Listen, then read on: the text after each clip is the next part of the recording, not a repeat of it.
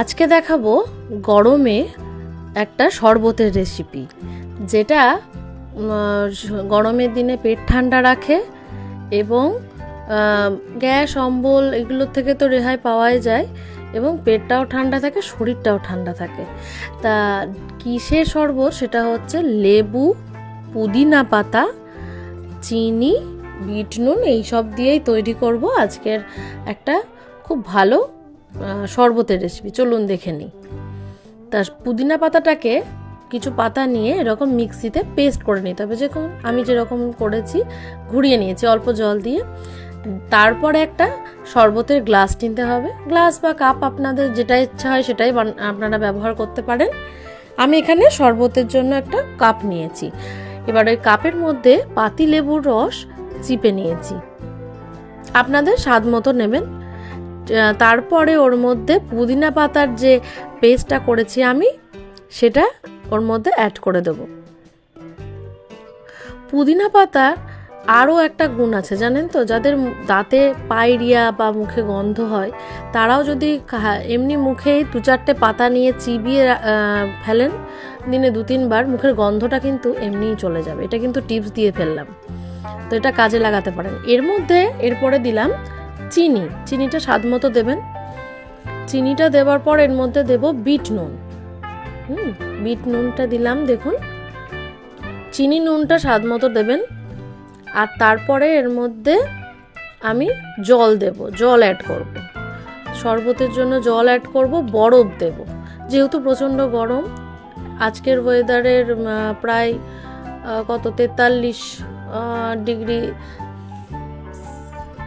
Celsius মানে ছিল তাপমাত্রা, তো অনেকটাই তীব্র গরম। সে তীব্র গরমের হাত থেকে রেহাই পেতেই আমরা এই শরবত আজ তৈরি করছি। তো আইস কিউবগুলো দেখুন দিয়ে দিলাম এর মধ্যে। এবার শেষে যোগ করব কিছুটা জল, তাহলেই তৈরি হয়ে যাবে আজকের পুদিনার শরবত ঠান্ডা ঠান্ডা। তো এটা গরমকালে আপনারা বাড়িতে তৈরি করে খেতেই পারেন এবং খেয়ে অবশ্যই আমাকে কিন্তু জানাবেন যে এই শরবতটা খেতে আপনাদের কেমন লাগলো। আশা করি ভালো লাগবে। চলুন এবার দেখি এটা ডেকোরেশনের কি। এর মধ্যে ডেকোরেট করার জন্য এমন কিচ্ছু দরকার নেই। আপনারা চাইলে পাশে একটু পাতিলেবু কেটে দিতেই পারেন, বা অন্যরকম করে ছাতা যে স্ট্রগুলো থাকে ছাতার সাথে সেগুলোও দিতে পারেন, দেখতে আরও ভালো লাগবে। আমি খালি এর মধ্যে ছোট্ট 1-2টো পুদিনা পাতা যে কচি ডগার দিকে থাকে সেটাই ছিঁড়ে দিয়েছি, একদম সাদামাটা সাধারণ। দেখুন তাতেই খুব সুন্দর একটা লুক চলে এসেছে। দেখুন যে শরবতের যে লুকটা হয়।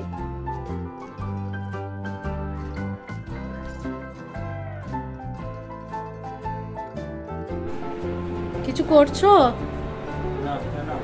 ওই ইয়েটা নিয়ে এসেছি, শরবতটা দেখো তো খেয়ে কেমন লাগলো।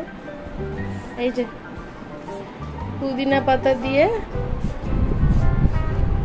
খেয়ে দেখো তো কেমন হয়েছে।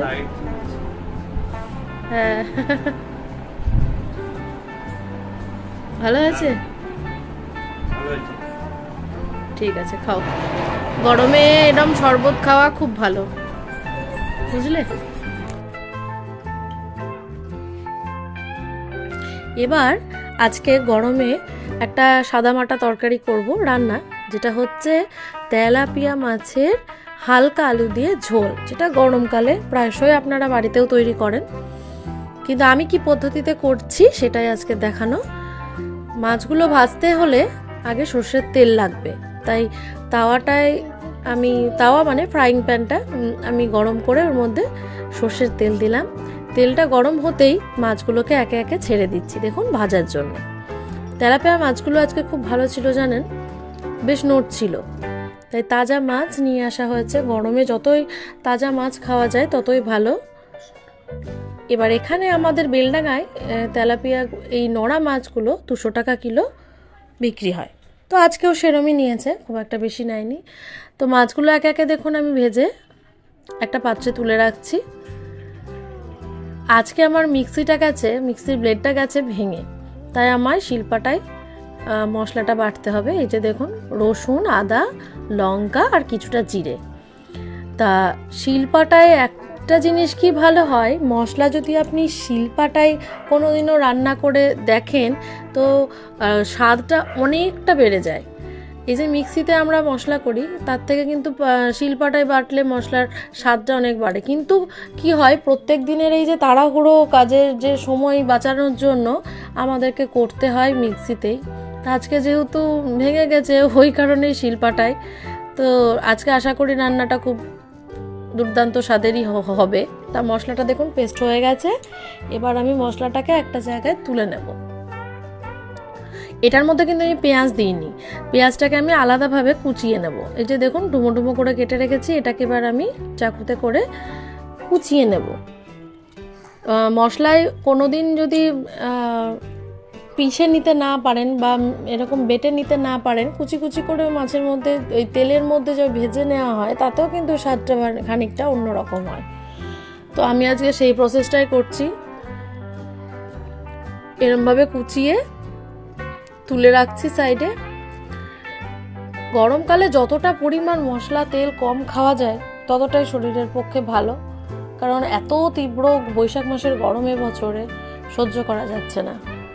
তাই আমি খুব কম মশলাতে করার চেষ্টা করছি। আপনারা বাড়িতে তেলাপিয়া মাছ কীভাবে করেন আমায় কমেন্টে একবার জানাবেন বা রেসিপিটা আমার সাথে একটু শেয়ার করবেন, আমিও সেভাবে তৈরি করে দেখব। আর আমারটা যদি খেতে ইচ্ছে করে আপনাদের কাছে তো রইলই, খেয়ে একদিন আমায় কমেন্টে জানিয়েন যে কেমন হলো। ব্যাস আমার পেঁয়াজ কাটা রেডি। এবার আমি দেখো তেলে খানিকটা পাঁচফোড়ন দেব। পাঁচফোড়নের স্বাদটা অনেকটা বাড়িয়ে দেয় রান্না। তেলে পাঁচফোড়ন দেব, পাঁচফোড়নটা ভাজা হয়ে এলে তার মধ্যে পেঁয়াজ অ্যাড করে দেব। এবার পেঁয়াজগুলোকে একে একে দেব। পেঁয়াজের সাথে বলে রাখি আমি মশলায় পেঁয়াজ আর টমেটোটা দিইনি, রসুন, জিরে, আদা আর লঙ্কা দিয়েছিলাম। তাই পেঁয়াজটা আর টমেটোটা আমি কুচিয়ে এই তেলে দেব। টমেটো সবসময় তেলে দিলে যদি পিউরিফাই না করা হয়, পেস্ট না করা হয়, তাহলে তেলের মধ্যে দিলে পরে কিন্তু অনেকটাই গলে গলে যায়, তাতে আর মুখে পড়ে না বা মশলার সঙ্গে দৌড়ে বেড়ায় না, তাতে টেস্টটাও অনেকটা বেড়ে যায়। তো দেখুন মশলাটা জন্য পেঁয়াজ ভাজছি, পেঁয়াজটা বেশ একটু লালচে রং ধরলে তখন আমি টমেটো দেবো। এই যে টমেটোটা দিয়েছি। এবার টমেটো আর পেঁয়াজ বেশ একটু গলে গলে গেলে আমি মশলাটা এর মধ্যে অ্যাড করে দেবো, যে মশলাটা আমি শিলপাটায় বেটে রেখেছিলাম। ব্যাস মশলাটা অনেকটা পেঁয়াজটা আর টমেটোটা গলে এসছে দেখুন। এবার এর মধ্যে দিয়ে দেবো মশলাটা দিলাম। এবার এর মধ্যে পরিমাণ মতো হলুদ আর মাঝে মাঝে একটু করে জল দিয়ে বেশ 15-20 মিনিট কষতে হবে, তাতে মশলার গন্ধটা চলে যাবে। বেশ যখন মশলার থেকে বেশ তেল ছেড়ে যাবে তখনই আমাদের স্টপ করে দিতে হবে। এই যে আমি হলুদ গুঁড়ো দিয়ে দিলাম। এবার এর মধ্যে একটু করে জল দেব আর একটু করে ঢাকা দেব। বেশ 15-20 মিনিট এইভাবেই কষে নেব। এই যে দেখুন কষছি মশলাটা।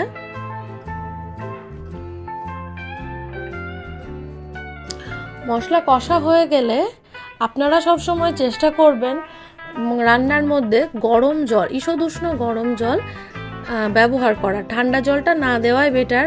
তার একটাই কারণ, এই গরম মশলার মধ্যে ঠান্ডা জল পড়লে না মশলার স্বাদটা অনেকটা কমে যায়।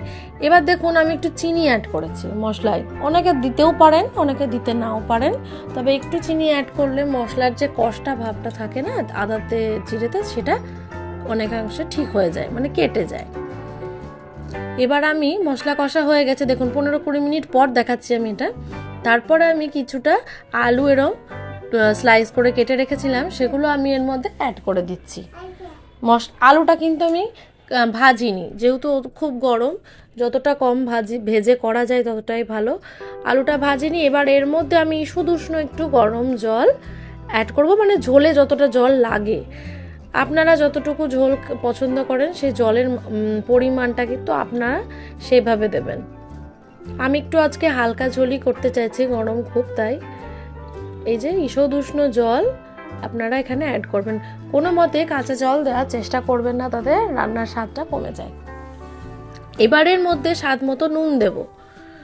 হ্যাঁ, নুন চিনিটা আপনাদের স্বাদ মতো। আমি এখানে নুন অ্যাড করে দিলাম, দেখুন। এবার চাপা দিয়ে দেবো আলুটা সেদ্ধ হওয়ার জন্য।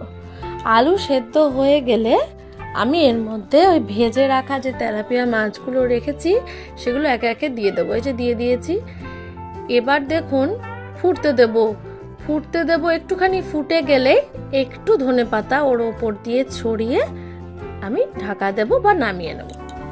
তাহলেই আমাদের আজকে তেলাপিয়া মাছের হালকা ঝোল আলু দিয়ে রেসিপি রেডি। আপনারা এরকম করে একদিন তৈরি করুন বাড়িতে এবং আমায় কমেন্টে জানান আপনাদের কেমন লাগলো। ব্যাস, চাপা দিলাম একটু স্টিম করার জন্য। এরপরে খুলে ওর মধ্যে ধনেপাতা দিয়ে নামিয়ে নেব। এই যে হয়ে গেছে প্রায়। এই যে ধনেপাতা থাকলে দেবেন, না থাকলে না দিলেও কোনো কিছু এসে যায় না। আমার ঘরে ছিল তাই আমি এটা দিয়েছি। দিলে একটু ভালো লাগে। ধনেপাতাটা দিয়েই কিন্তু গ্যাসটা আপনি নিভিয়ে দেবেন। এই যে আমি গ্যাসটা নিভিয়ে দিলাম। ওই গরমে কিছুক্ষণ থাকলেই ধনেপাতার ফ্লেভারটা পুরো ঝোলের মধ্যে মানে মিশে যাবে। এই যে আমার মাছের ঝোল আজকে রেডি। যতটা সম্ভব কম তেলের করাই চেষ্টা করেছি। কালারটা কি সুন্দর এসেছে বলুন। দেখতে খুব ভালো লাগছে, জানি না কতটা সুন্দর হয়েছে। যাই হোক, এবার দুপুরের খাবার পালা। আমি মাছের ঝোল করার আগেই এটা করে রেখেছিলাম। ব্যাস, এখানেই শেষ করছি আজকের ভিডিও।